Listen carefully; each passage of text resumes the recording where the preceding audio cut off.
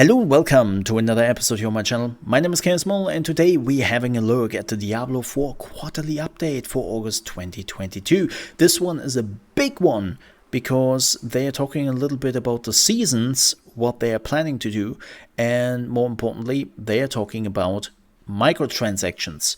Microtransactions have been a very hot topic in the wider Blizzard and of course Diablo community, because let's be real here, Blizzard has a little bit of a fight with themselves where they want to go with the microtransactions, probably Activision pushing a lot for it, and then Diablo Immortal came around, and well, there's a reason why everyone is calling it Diablo Immoral and not Diablo Immortal, right? Because of the horrible microtransactions in it. So the fear was pretty big that this might also come to Diablo 4. Apparently not. Now, as always, we believe it when we see it. We had too many things. I know that people were pointing out like, yeah, they even lied to us in Diablo Immortal. And they said there isn't too many crazy microtransactions. And I'm always like, did they? I know that they always evaded the questions when it came to microtransactions, and their only answer was, well, you know, Diablo Immortal will be a real Diablo experience, and we will be thoughtful about the microtransactions, and yada yada yada. Like a lot of like PR evading bullshit, but never answering the question, which was pretty telling to me at the point. But I think they have never told the community directly, hey, it will not be pay to win, right? Like even who was it, Mike Jabera, who then tried to explain that it's not pay to win as long as everyone is like paying money for it. Yeah, I get it, and don't get me wrong, I am angry at Diablo Immortal as much as everyone is, and I'm holding it totally against Blizzard. I am very critical and yeah, very careful when it comes to just Blizzard in general. But I would say we are going through this. Keep in mind, I am recording this live right now. So this is, if I'm like talking to somebody, it's because of my chat. Second, if you were hearing some noises sometimes, I hope it's not too bad. We had some really terrible heat waves here. And for the first time in weeks, I can finally open my window and get a little bit of fresh air in here. So, yeah, it shouldn't come through. But just saying, like, if you hear something like a car coming through or something, sorry for that. But I need some fresh air. So, let's go through this, shall we? Hello and welcome to our third Diablo 4 quarterly update of 2022. We hope you enjoyed the last quarter dive into playstyle of our final launch class, the Necromancer. That blog is available here, yada yada. So here's again what they are talking about. As I said, they will talk about the seasons and how they work. And then of course about microtransaction. Hey Mo, how are you doing? Welcome in, and everyone else joining us for this, welcome in, welcome in.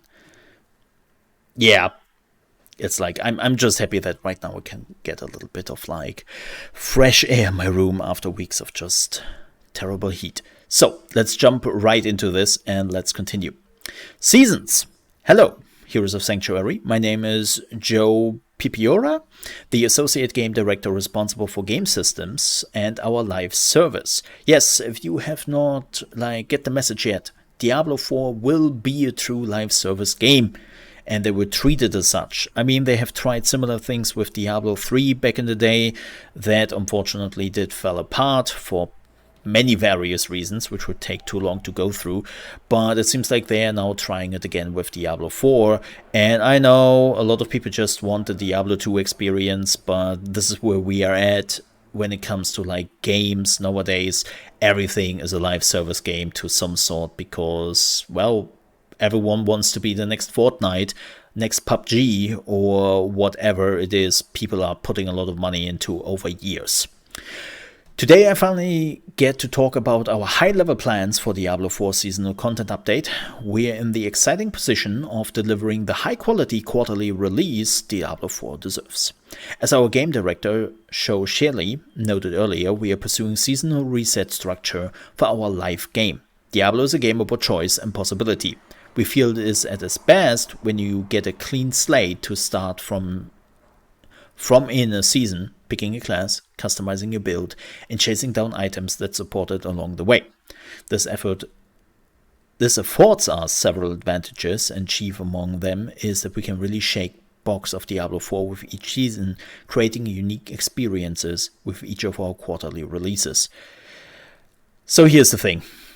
I hope they really manage that, because as I said, they tried something similar with Diablo 3, but when you're looking at the Diablo 3 season and look at the Path of Exile seasons, then you just realize how abysmal Diablo 3 in comparison is. I was like, yeah, we changed that when you are now opening up a shrine in the game, you will get a mirror image of yourself, which is also running around and casting abilities. That's our season trick. And I was like, wow, that's all you bring in the season? Yes. I can have a shadow. Yeah. Yay. And then you have Path of Exile coming in, which is just like, and here's our season, right? And then they're overwhelming you with tons of information. So I'm really hoping that Blizzard is learning from that a little bit. New content. We think it is important that players see that the game is changing in meaningful ways. Each season will be released with a fresh new gameplay feature and quest line that introduces new challenges, mysteries, and possibilities into the level up experience. This is something players should begin to experience before the end of the first hour of play. Yes, very much Path of Exile. Very much Path of Exile. One of the benefits of our seasonal direction is that it enables fun, new ways to play throughout our character progression. Each season, new questline will reveal more of the world of Sanctuary and our character's place in it. We get an opportunity to introduce new characters or revisit old ones while exploring the lore and content of the season. Yeah, so it seems like they're really taking a huge page from the playbook of Path of Exile, right? And again, I'm completely fine with that, because that is one of the things which keeps Path of Exile exciting for the past nearly 10 years. It's like, yeah, if you have to learn from the best right now, and that is Path of Exile. I feel like this will be either a great success or an embarrassing flop, no in-betweens. Yeah, here's the thing, I can see that, because right now the Diablo community is pretty much split up in two camps. There is the old guard who played Diablo 1 and Diablo 2 and sees Diablo 2 as a masterpiece, and they want every continuous game to be like Diablo 2. Then there are the new players who all came in with Diablo 3, and they kind of want this to be continued, a very shallow experience they can just jump in and jump out whenever feel like it. And now those two camps are clashing a little bit, and Blizzard basically has to find a middle ground for all of this. And it really comes down to, do they master this or don't? And that's something we have to see. Like, it will be not an easy thing. Refreshing the meta. Diablo 4 is a vast game. We want to ensure that we are keeping existing content, and we will take a look at this in a second, in a place where they remain fun and challenging to participate in. To that end, we will always be evaluating the state of the game to regularly revitalize older stomping grounds. One clear example here is looking at the relative balance between classes, builds, and powers. Diablo is a game that is about creating exciting, overpowered builds, and while we don't want to balance the fun out of the experience, we don't want to create situations in which imprecise tuning squash creativity. This is a big thing. This was one of the main hassle points in Diablo 3. Diablo 2 has a lot of overpowered builds. Absolutely devastating builds, right? Then Diablo 3 came out, and people, of course, started to create their own OP builds, and Blizzard did go in and squashed every single build. Why? Because the new Blizzard team wanted to make it absolutely balanced in like an MMO. And it's just like, Blizzard, you apparently don't understand an action RPG. It's about becoming more powerful, and it is about becoming OP at the end. And they were like, no. We would try to achieve a World of Warcraft balance here where every class and every skill is like on the same power level and there are no super OP builds. And it was always like, what? That is going completely against what people want in those type of games. Why do you care so much? Right? And I'm actually glad that they are now looking at this. We will also be constantly adding new legendary and unique items, Paragon boards, glyphs, and more that will continually refresh the meta and create new world build opportunities. So, like, PoE does it. Now, let's have a look at this. So,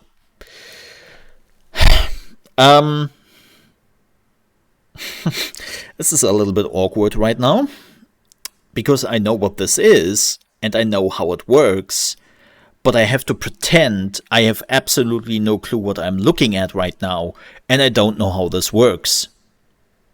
For a reason.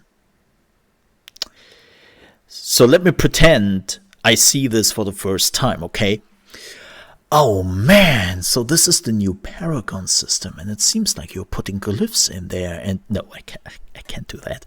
So let's just look at the information which are here, and then let's talk about this. So the first thing is, let me deactivate my camera here for a second, so you don't have to see my stupid face, and you actually can see at the whole Paragon system. Let's do that.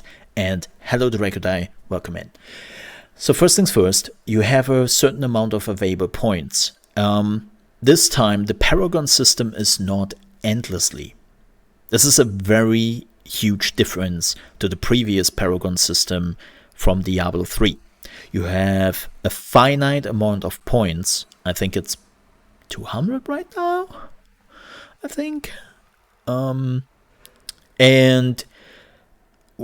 you are going from basically like one point of the tree, like you can see it here a little bit, from like left to right, and you can see all those abilities, right? Like let's focus on this area here, okay?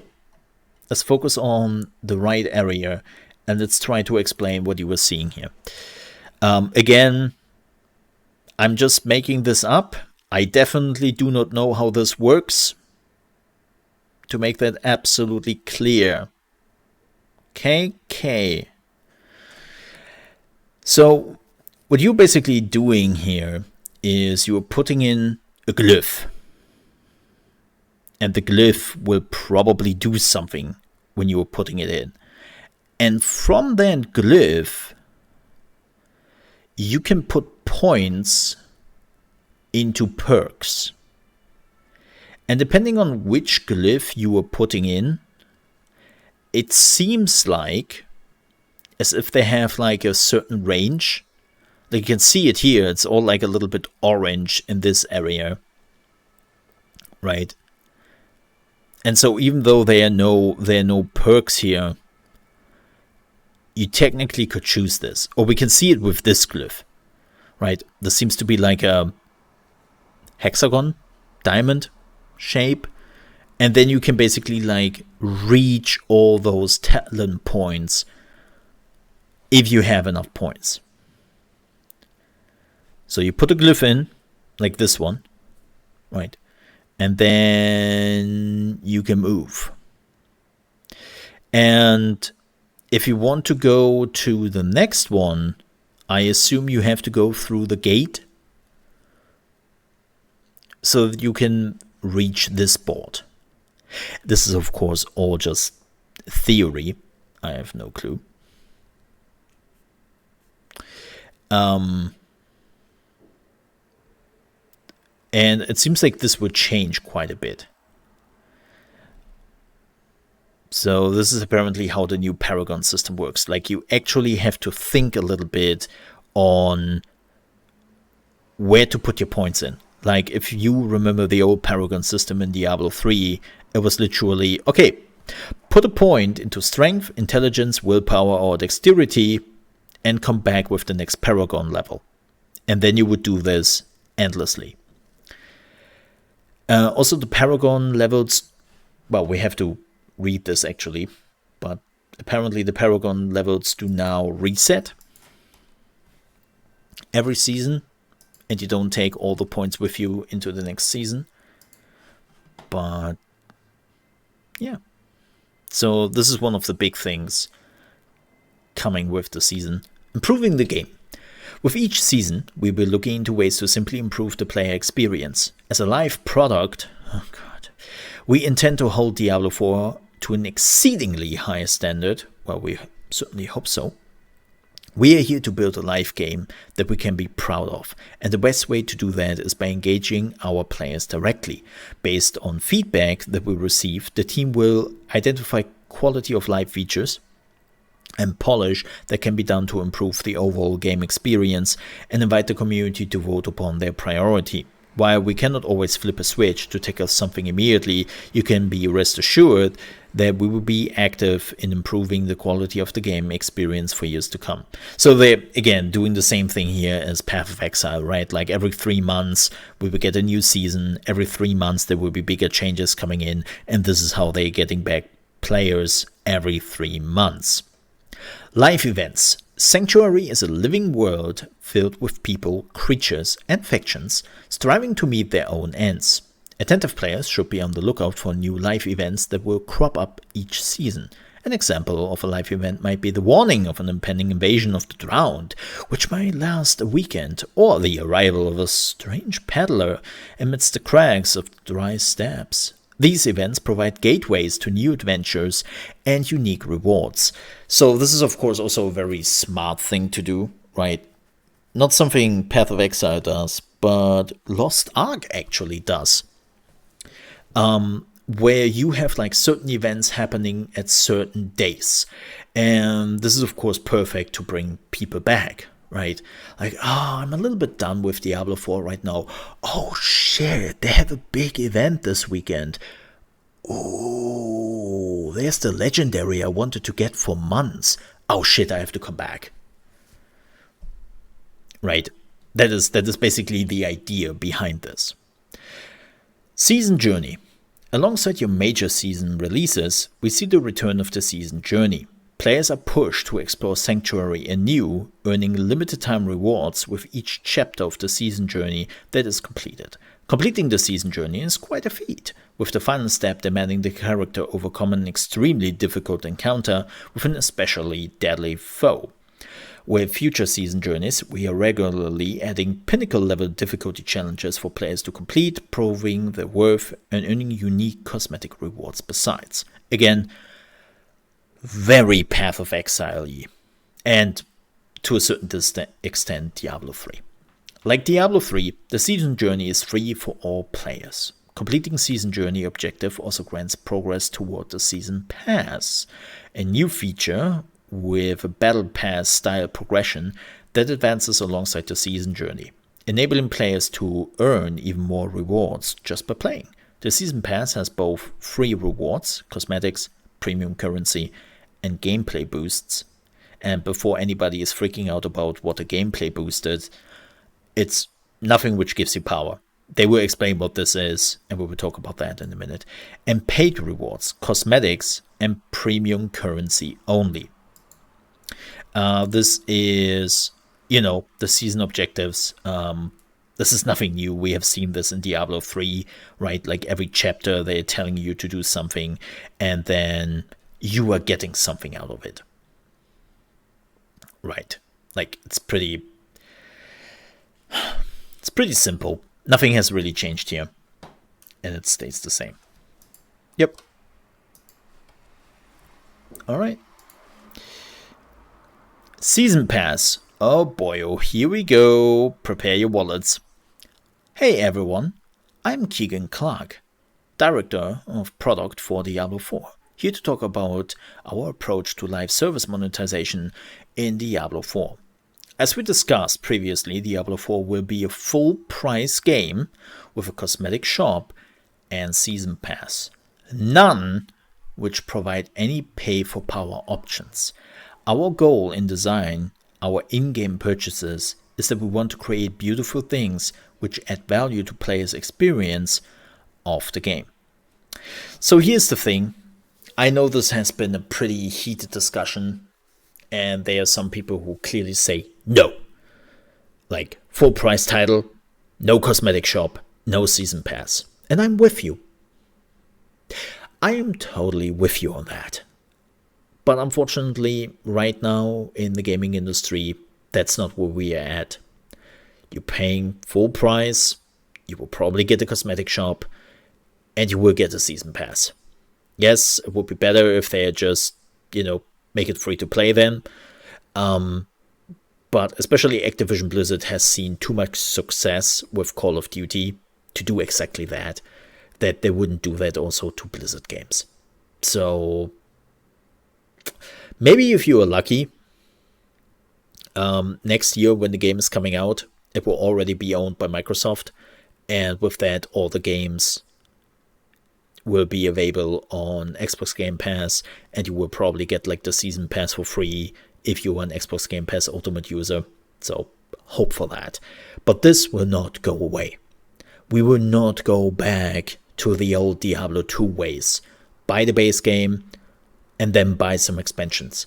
It's not gonna happen. Face reality. I don't like it.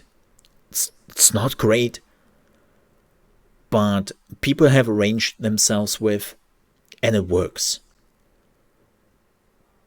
Like, I know everyone is screaming like, well, then don't buy the game. Vote with your wallet. Yeah, but most people don't give a damn. I mean, look at EA. Look at Ubisoft. Heck, look at Activision Blizzard. 70% of their income is coming from cosmetics and season passes at this point. Sometimes even more. We have the numbers. It's just unfortunate. So arrange yourself with this or just move on. That's the only thing you can really do. Again, sucks, not happy, but that's how it goes right now. The scale of Diablo 4 seasons is much more ambitious than what we have done in the past on Diablo 3, with a large development team dedicated to seasons after launch and if the game is successful, because that is one of the big problems with, live service games. If they are not super successful, the amount of seasons and the amount of content we are getting slows down very quickly. Right, Battlefield? Right. Where was I? With all the exciting plans we have for seasons, we want them to be enjoyed by everyone, regardless of whether they buy anything from the shop. I'm grateful for the opportunity to finally share more with the community about our live service model. Seasons will add all new gameplay, quests, challenges, meta changes, and quality of life improvements. The Season Pass recognizes players' dedication, with greater rewards unlocking as you play more throughout the season. There will be a single track of rewards with 3 tiers that are unlocked just by playing the game and leveling, and premium tiers which provide no in-game power or advantage over other players. The free tiers of the pass will provide a gameplay boosts to all players. Things which make the journey of the leveling up a fresh seasonal character faster and more streamlined. In contrast, the premium tier rewards are focused on the aesthetics, providing a huge value in the form of cosmetics and premium currency. Many of the rewards embody the seasonal theme, helping players show off their participation in that season. So again, Let's continue to read this, and then we will talk about this, because he has a lot to talk about. The Season Pass is a free tier and a premium tier. Throughout the pass, players can earn a variety of rewards for free just by playing. At any point during the season, players can purchase the premium pass to unlock the ability to earn premium rewards, tiers containing seasonally themed cosmetics and premium currency. So, same old we already have seen before. The Season Pass rewards awards cosmetics. Like the shop, these don't affect gameplay. Additionally, certain cosmetic types are exclusive to the Season Pass. Again, have seen this before in other games. The Season Pass awards premium currency. Players can spend this currency on cosmetics offered in the shop, or probably you buy the next Season Pass with that. Like Fortnite is basically doing this, right? Where you can earn so much currency that you can buy the next Season Pass with it if you're reaching the max level, right? So, not always, but sometimes. The Season Pass awards free season boosts. Boosts accelerate players' progress for the duration of the season. For example, a season boost might accelerate XP earned to make leveling multiple characters within a season faster. Because they affect gameplay, season boosts are free rewards for all players. We want to be clear that players can't unlock season boosts more quickly through the purchases. There is no way to unlock more boosts or boosts at a faster pace by spending money. Okay, that's neat, but also unfortunate. Really like the idea in Diablo 3 that you can just immediately say, you know what? Skip the story, please. Skip the story. I hope this is still the case, because you still have to level. Even in adventure mode in Diablo 3, you still have to level, even if you are not playing the story again. So I'm hoping they are also giving you an adventure mode where you can literally just skip all the story parts and then just do the live events. I really, really love that about Diablo 3. It's one of the very few things I think Diablo 3 actually does better than Path of Exile, because I am done with PoE campaign. I cannot play the same story over and over and over again. It's so tedious, it's so boring. I just don't want that anymore. I want that Path of Exile is finally telling me you can just skip all this and then just level your character through the Atlas or events we're having. Oh, please make it happen. And I'm hoping that's still the case with Diablo 4, and they're just giving you a boost to earn XP faster. I hope they didn't got the idea of, so let's make the leveling really tedious, and here's your boost if you want that, but yeah, you now have to play through the campaign over and over and over again. Have fun. Now the good thing is, normally they would make it more tedious because they want to sell more boosts. Right? That is unfortunately one of the things developers like to do nowadays. But they made it very clear that you cannot buy those boosts. There's no way to buy them, so it wouldn't make really much sense to them to actually make the leveling more tedious. I just hope it's really like a super boost. And for everyone else, you can just do the adventure mode and just have fun. So yeah, I'm hoping for that. Players can purchase tiers, but they won't speed up getting season boosts. Players can't upgrade season boosts just by purchasing tiers, because they also earn leveling milestones to apply them. All other tier rewards can be unlocked instantly by purchasing the tiers, like in other battle passes. In other words, there is no way to shortcut getting season boosts by buying tiers. They must be earned. Good, let's hope you keep it that way. That's the problem with live service games, right? One change, one patch can completely, well, change that. So I'm always a little bit careful about this. The season journey accelerates season pass progression. While any playstyle can progress through the season pass, min-maxers can focus on season journey objectives to advance more quickly. I mean, duh. It's the same thing in Fortnite and other games, right? Sure, you can progress normally, but if you're focusing on your objectives, it will be faster. The shop. The way we approached designing the shop and the cosmetics within it was by thinking about the experience we want players to have. We want buying the things to feel good before, during, and after purchase. Well, what? How do I feel good during the purchase? Oh yeah, take my money. Oh yeah, take my credit card number. You want that credit card number? Like what? It's kind of weird. So if players choose to buy something, it should be because they want to, not because they feel like they have to. It should also be clear to players exactly what they are getting before they choose to buy, with no unpleasant surprises. The shop's cosmetic built on top of the foundation of a huge variety of transmogs, from weapons to armors players will find in-game. So, transmog is in. It's also important to us that the shop is grounded within Diablo's world, so all cosmetics are holistic fantasies, the individual components of which can be mixed and matched with transmog from the armors acquired in-game for endless customization options.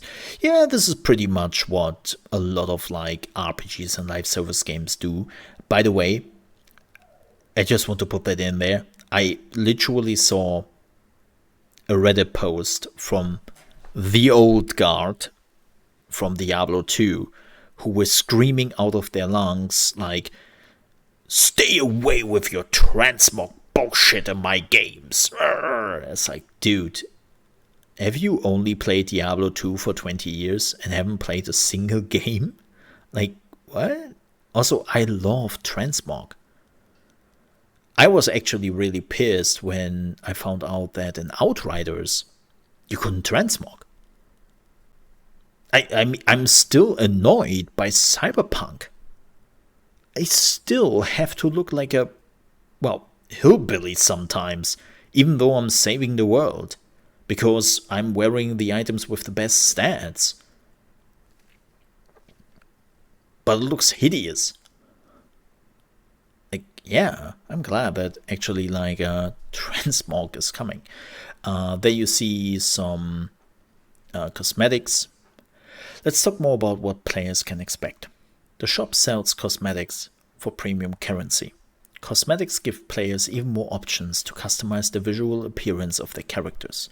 Nothing offered in the shop grants a direct or indirect gameplay advantage.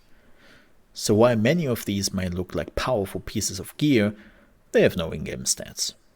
They're showing the Wraith Lord, and you know what?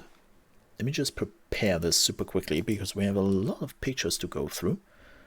Let me open this up, and then we can go through a lot of pictures. I'm a professional. I'm prepared. Okay. And now let me just put those over here. Well, first things first. Let me drag that over here. And now let me get the rest. What's going over here? Awesome. We will switch to the whole thing here in just a second. Bear with me, chat. Bear with me. Bear with me, YouTube. Okay. I think that should be it. And now we can move over here. And we can just do that instead. Ooh. Awesome. Alright. This should work. So we have the first thing where we can see a little bit more of the bundle, the Wraith Lord. The souls answer my call. This is for the Necromancer. And you can see we're getting like a weapon, shield, and some armor with it, which looks kind of neat. Then they're showing off some more of the Burial Shroud, which is another transmog. You can also see that it is specifically for the Necromancer because the supported class is being shown here, and it can be equipped from a wardrobe. And you can also preview the character doing things with the armor, which should be really, really helpful. Alright, the shop is transparent. It is important that players know exactly what to expect from making a purchase. We have built preview functionality that enables players to closely examine every detail of the cosmetics on their own characters before deciding to make a purchase. The best looking cosmetics aren't exclusive to the shops. Diablo IV will ship with hundreds of transmogs unlockable from drops in-game, including dozens of armor sets of the highest visual quality. They are incredible pieces, unique and legendary quality items for players to find out ever going to the shop. The shop offers more diversity of choices, not systematically better choices. Yeah, some games do this, so let's have a look at some of them here. This is the Druid? Yeah, this is the Druid, I would say. I think it is. Looks pretty neat. I actually like the left armor more than I like the right armor, interestingly enough. The left armor, by the way, is the one which you're finding in-game, and the right armor is always the one which you can buy in the shop, just so you know. But this gives me a Conan the Barbarian kinda-esque feeling. But I like this one much more. This looks great. I like this one. Then we have the Ranger. Again, personally, I like the left one. I really do. The right one looks a bit... I mean, it's alright.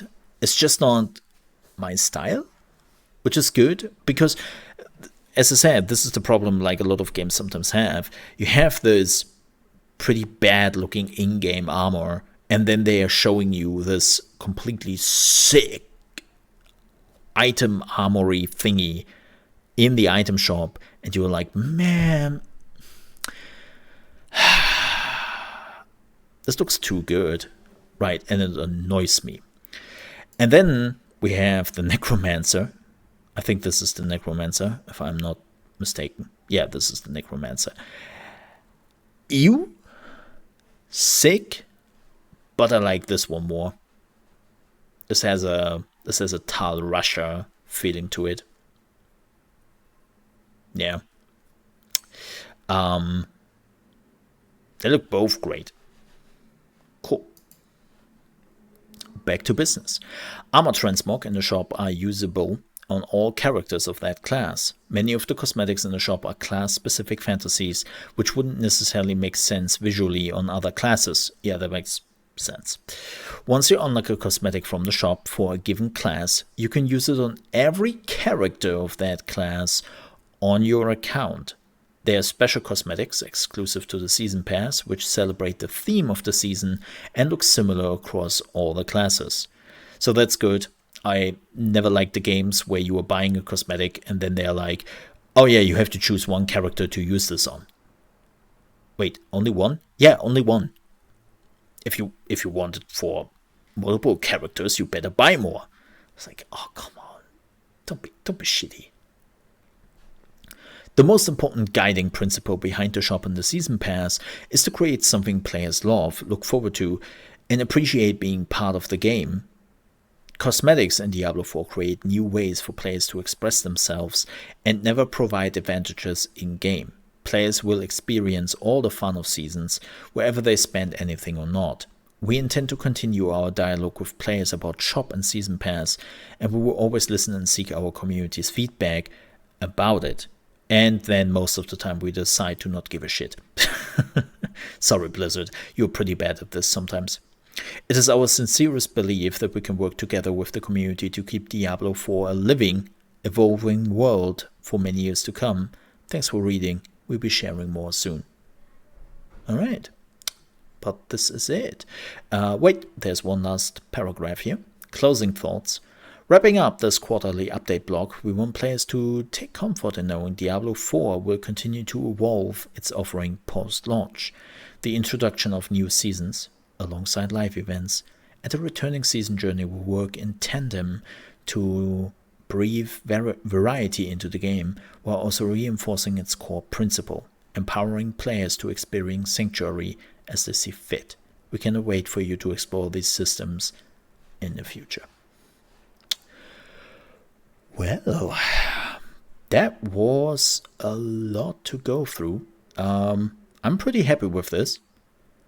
Like, it seems like that this team in particular at Blizzard are actually aware of what is going on, what has been going on with their games in particular, and what has been going on with Diablo 3. And I can only imagine how badly Diablo 3 must have gone. I know some people are like, what are you talking about?